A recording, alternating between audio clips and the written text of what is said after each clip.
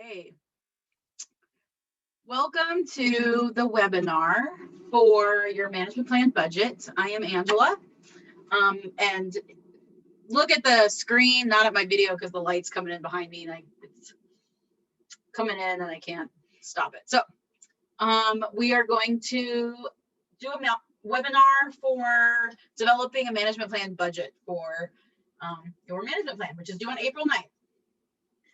I'm going to go through some of the an example management plan to kind of set up the plan so then it makes sense what we're doing in the budget. So this is going to be a plan that's not like anybody's nobody's topic, and I will pair it with the budget worksheet example onto D2L, so you can if you wanted to use it as a template, you totally can. However, you obviously can't use the same management plan topic that I'm describing here.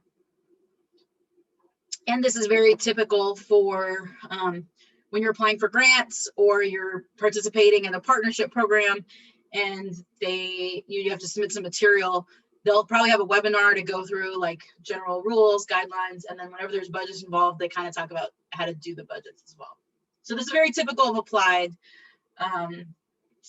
management and for aquatic plant or aquatic lake system examples. Okay, let's just get through it, started. So the learning objectives are hold on, let me stop share, make sure.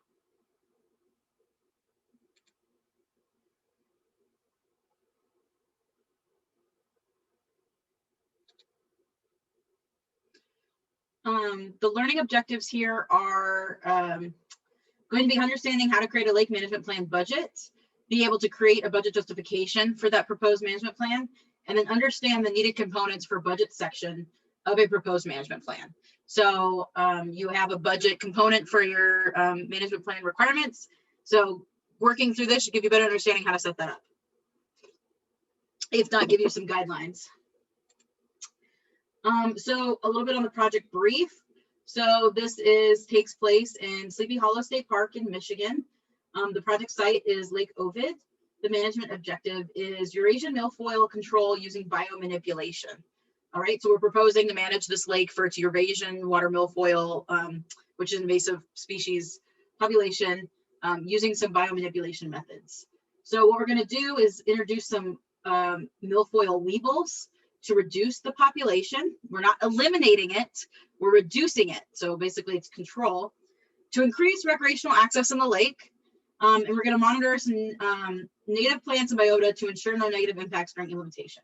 And actually we change this to monitor water quality. I want to make sure it matches with the budget. Okay, so we're going to monitor water quality and biota to ensure no negative impacts during implementation. So basically we want to make sure that the weevil introduction isn't having impacts on anything else in the lake. So here's my project site. You want to make sure you include a map in your management plan, especially one that has some sense of scale or scope. So you know, if I just included this lake, you still would have no idea where that is. So here's Michigan, here's Sleepy Hollow State Park. Okay, then I compare it with what the lake looks like. So here's what the lake looks like. And it's surrounded by natural shoreline, and it is a state park. And then I'm going to give you a little bit of background on Eurasian water milfoil. It's basically found everywhere. It's fast growing, it's very aggressive. It can reproduce both sexually and asexually, so it can fragment and grow from fragments, or it can produce flowers that stick above the water, and it could move pollen. It is an invasive and it's a noxious plant. And the relevance to this being something we need to manage is from the Michigan Wildlife Action Plan, which states that invasive species like Eurasian water milfoil could alter community composition. Management efforts call for invasive species monitoring, prevention, and control programs of both invasive aquatic plants. So this is in the submerged wetland category for associated threat. So I told you in your comments, feedback, to not use quotes. So you don't want to use quotations, but if you do want to use the section, you can state that, you know, don't do it in quotes, just do it in a separate little section as part of an excerpt from the Wildlife Action Plan for Michigan. So why do we care about this? Because Eurasian milfoil dramatically changes the aquatic environment. It can form these dense mats. They can outcompete native species. It can restrict water flow, disrupt recreation, and it is not a food source preferred by wildlife. In fact, it displaces food sources for wildlife. So here you can see some ducks or geese, sorry. They are swimming, but not in the Eurasian milfoil on this outer edge here because it's too hard for them to swim through. Probably because it does something similar to their feet, like it does to this prop. You can see it gets, like that would be horrendous to try to take off, even if you had a knife, and you're probably stuck out in the lake with that. It's awful. This person is gloriously swimming through it. But look, she's crawling. It's like swimming right through that. So I don't know how many people you know that like swimming through plants that reach all the way to the top of the water. And then here's another view. So I set up where it is, why we care about it, and then there's a lot of relevance now to why we need to manage it. And you can include other things, like some reference photos. Here's like if I wanted to show you how to identify it, there's a native northern milfoil called Sibiricum, Myriophyllum sibiricum, and that looks like compared to the Eurasian milfoil that would look like this. So I can do some ID stuff like that. Methods of control here. Let me do this slideshow. So we do have mechanical methods, which would include physical drawdown. That would be like in reservoirs, you have that ability, or mechanical removal, which might be like this harvester. Those are very expensive, not always feasible. To have a harvester like this is like every single day, all the time. So not only do you have to pay, you know, the $100,000 for the harvester, and maintenance every year is probably like 20 grand, but you got to pay somebody the whole day to sit on it and mow it. Not feasible. And then hybrids make chemicals less effective. So you can have a native and the Eurasian can make hybrids, and they're not going to be responsive to herbicide treatment. So you'll build up resistivity. So that leaves potentially some biological methods. So Eurasian water milfoil, weevil, and this Ureocopus lactonii, and that's his cute little face right there. So we're hoping that we can manage this Eurasian milfoil in this lake with that. And of course, I am citing my references by providing them here, but of course you would put them in a site, you would reference them in your methods and then cite them in your references cited section. And so here's some example for the methods of how we actually identify the density of water milfoil weevil. And so using quadrats or what sample size, what's the effort, how often do we have to sample it? So I'd use this probably to describe the methods. And then we have examples of it being successful in other systems. So it's not really a pilot project, it's just a management tool that has been shown successful that we want to apply here. And what this shows, this is a field test on the effectiveness of milfoil weevil for controlling Eurasian water milfoil in Wisconsin lakes. And what we have on the X is the weevils per stem. So how many they find on each stem they sample versus the biomass of Eurasian milfoil. So basically what you have is as you have more weevils on the stem, you actually have less biomass. So they're doing something, right? When you have more weevils, you have less Eurasian milfoil. Here's percent stem damage. They probably pulled up a stem and how much of the stem has like bites out of it or is dying or decayed or something. And so as you have more weevils per stem out here, so if you have 3 weevils on there, you're gonna have more chance of that having more percent stem damage over these concurrent years. So I provided you with the rationale for why, the justification. I give you some details about the species. I gave you some rationale for why we want to do this biomanipulation as opposed to other methods. Then I provided you some methods references and then some examples of it working in other systems. So here now I'm getting into my management plan proposal. So remember, you want to specify what exactly are you monitoring and measuring to decide to implement your management plan and then to see if it's effective once it's implemented. So what we're going to focus on here, and let me make this big here. So task 1, this is our baseline pre-project monitoring. We want to see what conditions are like first. So I have task 1.1 and 1.2. These can be subtasks out of a larger task. But anyways, what you want to do is you just don't have a running list because you have things that are related to certain categories. And in here, they just happen to be all within the first year. Your management plan might be different. You might have other tasks that aren't necessarily within a certain time period. This is just the way that this one worked out. So you have measure Eurasian water milfoil abundance using this point slope method. So anytime I have to do this task, I'm gonna use point slope. So whatever tools, labor, whatever I need for that method is always when I'm doing that Eurasian water milfoil abundance measurement. So that's task 1.1. 1.2 is measure water quality. So that includes things like dissolved oxygen, nutrients, water clarity, and that involves using a YSI meter and some lab analysis, right, to get those nutrients. And then task 1.3 is we want to measure zooplankton abundance. So these weevils are zooplankton. They're a type of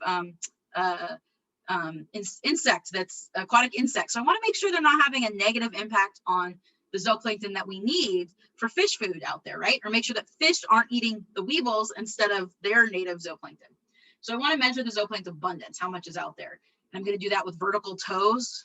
And then I need a specialist that can ID and actually count, measure that abundance for me. Or I pay intern do it or something, but you have to put that cost in. So I'm not going to repeat these specific things for each type of task, but just know that that's when I'm thinking of like measuring zooplankton abundance. What does that include? Vertical toes and then lab analysis. So task 2 happens to be year 2, which is introduce weevils into Lake Ovid. So we're going to purchase the weevils. That's a big part. Can't do that without purchasing the weevils. That's the first task. Second task is releasing the weevils during summer. You want there to be enough milfoil for the weevils to eat. If you put them in there in winter, there's not even enough food for them to eat, maybe. You also want it nice and warm and cozy and all tropical so they can munch away. Task 2.3, we're going to do fall weevil density sampling. We want to make sure our weevils survived. If we put them in summer and they died in fall and we think they're still there, that's not working. So measuring if that is working or not. I also just want to measure water quality in this year. I want to make sure that there's no negative impacts from this weevil introduction. And so that would include these same things I mentioned up here, meter and lab analysis. And then we want to measure zooplankton abundance, right? I want to make sure there's no impacts to my zooplankton, even in the same year. So a lot of tasks in that, but that's what you need to complete this overall task, which is introduce weevils into Lake Ovid. For that to be successful, I need to do all these other things. Task 3, which is post-project monitoring. It's not really post-project, but it's the after the introduction. So I'm going to do a lot of these same things. Measure the abundance. We're expecting there to be less Eurasian water milfoil after we put the weevils in, right? So we'd like to see at least some either reductions in abundance, biomass, or stem damage, something like that. Measure water quality. Again, these things. Measure zooplankton abundance, making sure there's not negative impact on that community. And then we have to do the analysis and summaries, right? Did our project work? Did it not? I have to put that in. That's a specific task.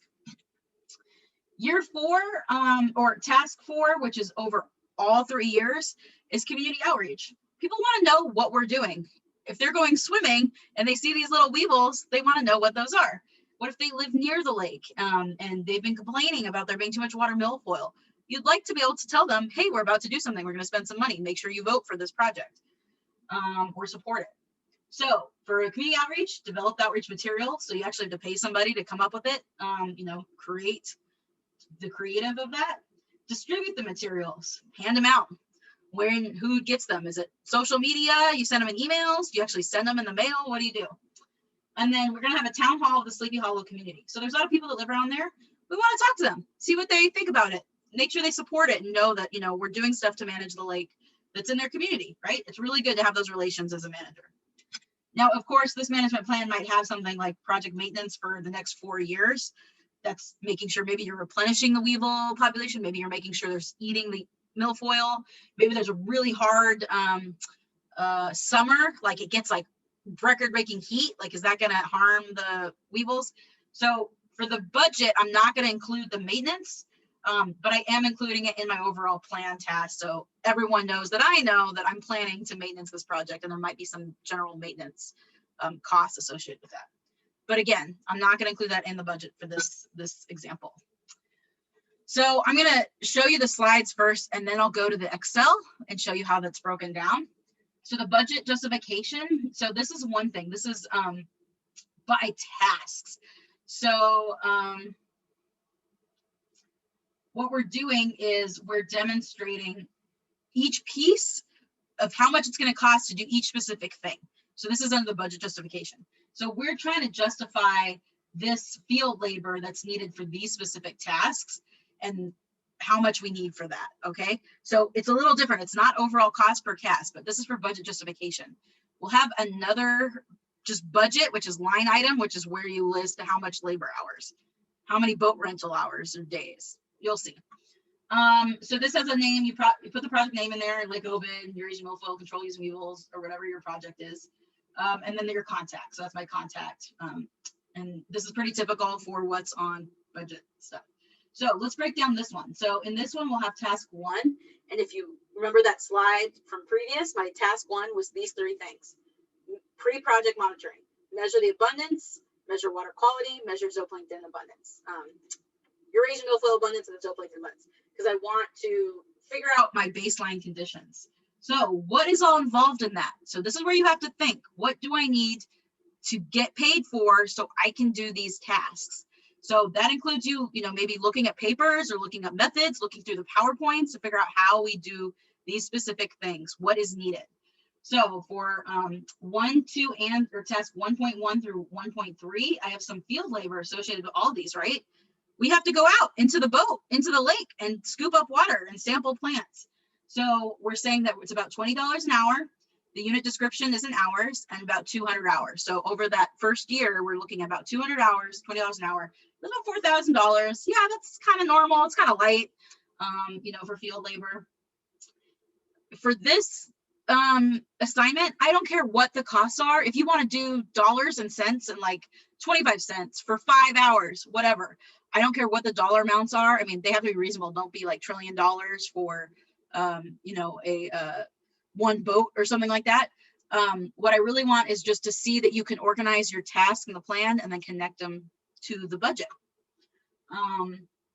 Baseline monitoring task 1.3, labor ID. So this is for 1.3 is measure zooplankton abundance, all right?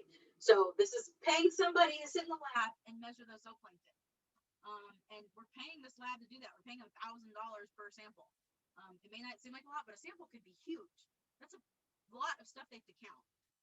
And so let's say we're doing 10 sites or maybe 5 sites twice a year. So that would be 10. So that's about $10,000. That's where a lot of that fund's going, but we're going to get great data at that price from that lab. Baseline monitoring for these 3 tasks again for boat costs. Okay, we got to go on the boat to do this. Maybe we don't have a boat, so we're going to rent one. And so in the unit description of days in rental, it's $50 a day to rent, and we're going to go out and do sampling 10 days. And so that would be about $500. Be great if we can make sure, you know, it gets paid for. Include those costs of the management plan. 1.2 is measure water quality. So for nutrients, you got to send that out to the lab. So that's about $35 per sample. And let's say we have about 25 samples. And then, so that total will be about $875. And then the one-time cost for this equipment is $1,000 for this, maybe this dissolved oxygen meter that we want. And so I don't have a unit description because it's just that one unit. And so it's just one. So I broke that down for task 1. It's the same exact thing for task 2 and 3. I'm not going to break those down, but I just wanted to show you that that's how it translates from your, that's why you really need those tasks, and you need to be very clear. What are the specific things you're doing for your management plan, and how is that broken down into easily identifiable tasks that can you can use that you're using for measuring and monitoring, and then you can easily translate those to your lines in your budget for your justification. So to recap, this is budget justification. It's by task. We put it all together, then we get our budget line item. So this is by item. So items are how much labor hours for the total project, how many boat rental days for the total project. So that's what this is. Okay, so we have cost category, and this will be a template I'll put up there. So if you wanted to just fill it out or add more categories, that's fine. But under personnel, we have field technicians. They're driving the boat, doing the sampling, right? We need that. So total, we have 765 hours at $20 an hour. So that's $15,000. And then our outreach intern. So that's somebody that's making those outreach materials for us. A technician could do that too, but for this case, I just wanted to show you that you can have separate categories of labor, staff. $20 an hour at $25 or 25 hours we're estimating. That's like if they worked, you know, for half the week doing that. And so that's like $500. So then this blue category, that's the total for personnel.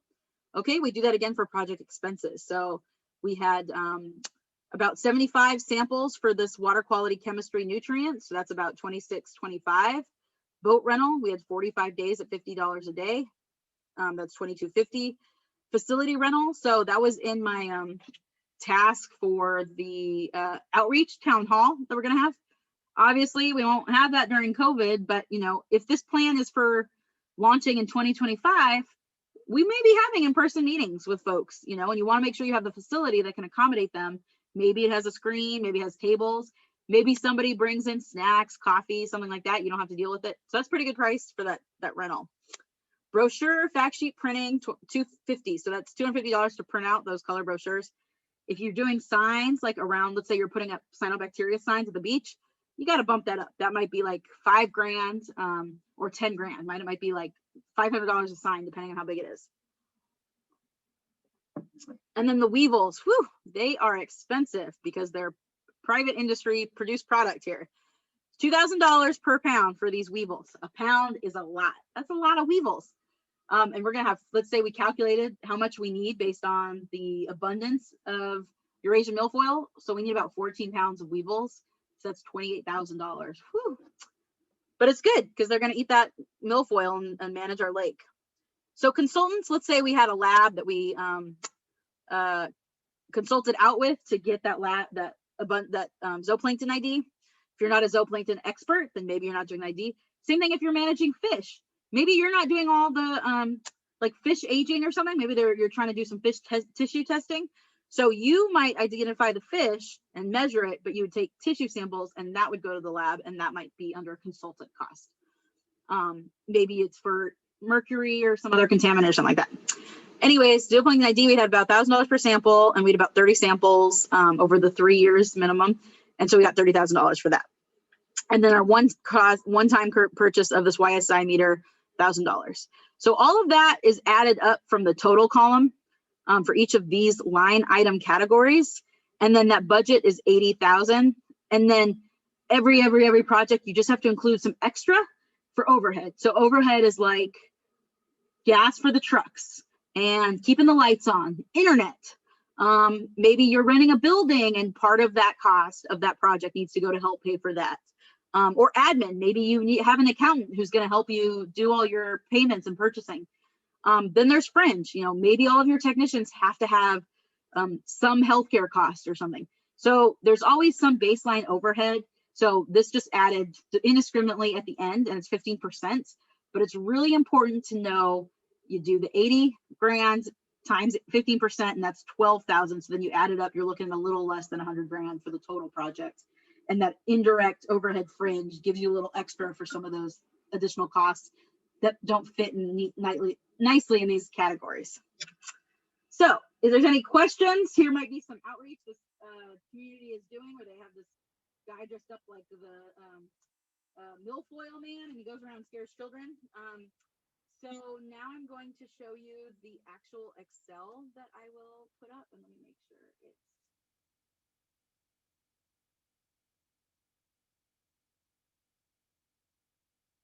okay. So this is the Excel, and ignore the bottom. You just want, so budget justification. So here's each of my lines. And so each of my tasks is like lined out with the specific cost description of what it is, boat costs. So that's day rental. And I have a boat down here for task 3. And I also have it in task 1 because I need a boat for all of those tasks to get out and do baseline monitoring, release the weevils, and then project follow-up monitoring. And so what you can see is over here is these specific things, like in this I just multiplied the cost per unit, which is $20 an hour, times how many hours I need, 200 units. I put that formula in there, and so it automatically calculates that. And then you could copy that all the way down, and it'll, it'll do the same thing for all of these, except where you don't have specific unit description or quantity. So like printing, I don't know, am I going to print 500 sheets? Are they 5 cents each? I don't know. I want printing. I don't know if I'm doing brochures or what Usually for things like that, you can do one big cost. Or signs, maybe you know that big signs are going to be like $200, but if you get a certain quantity, you can get a bulk price. So let's say maybe you just want to budget 10 grand for signs. So then you wouldn't put a specific number in there. And then here's your 80,000. And so that just sums up all of those. And then here's our fringe. So what I did is I just took this cell, the 80 grand times 15%, and I got that 12. And then this is just those both added up. So I'll put this will be on there and it'll be a template. And then you can go in and fill what you need, but make sure you adjust things for your own specific management plan. If I get back the same thing with just different task numbers in there, you're not going to get full credit for that. You need to make your own budget.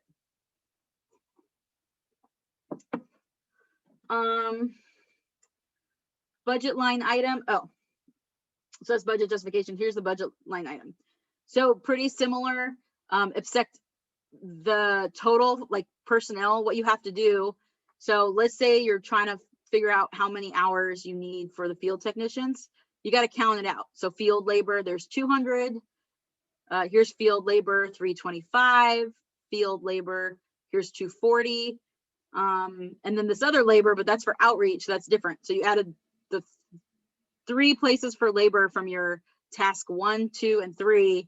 You totaled them up, and that's how you got that 765 for total field technician labor. All right. And in fact, if you wanted it to be like,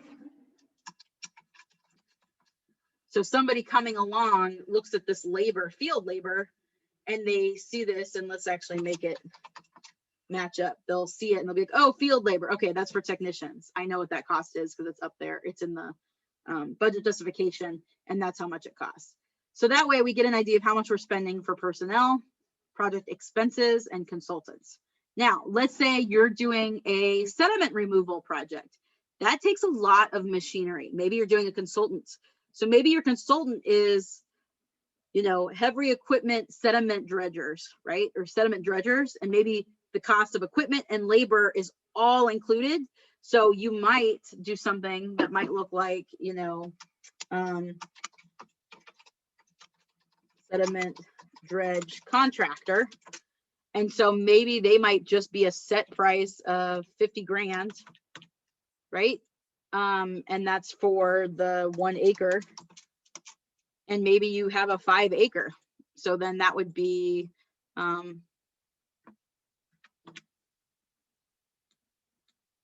$250 grand. So that would boost up your consultant fee a lot, which dredging is expensive. Now, maybe you need to include the permit for that. So that would go up in project expenses, and you would do the permit for that or something. Again, it doesn't have to be perfect. You're not submitting this for real grant, but I do need to know that you were thinking about the way that the tasks associated with specific things for each of those. And if you need questions, if you have questions on, you know, you have no idea about what it takes to implement some sort of restoration or shoreline restoration plan, you know, as part of your plan. You want to do some research. So you either look examples that are out there, or you look at previous papers. And then after you've done that and you are still stuck, you have help, you can ask me and we'll look for some stuff together. And then, you know, we can do a little combination of making some stuff up for what might be included for tasks, and then looking at examples or something like that. So to recap, I am going to put both that PowerPoint and these budget templates on D2L and this video. And then if you have any questions, come to office hours or send me email. And yes, just good luck. Remember, the more specific that you set up your management task in your management plan. So what specific task, or what under each of those tasks, what specifically are you doing, and thinking about what might be involved in accomplishing those tasks, then the easier it will be for you to set up your budget. Don't wait to the last minute. This takes, it took me half a day to do this mock budget. And when you do real budgets for plans or proposals, it can take days. So don't wait till the last minute. And you have all the tools for a tutorial. So I expect a budget that is of this quality, if not higher, for your management plan, and to get the full credit for that. And if you have questions, let me know. And I think that's it. And I'm going to post this right now. So thank you so much. Let me know if you have questions. I'll see you on Tuesday and office hours.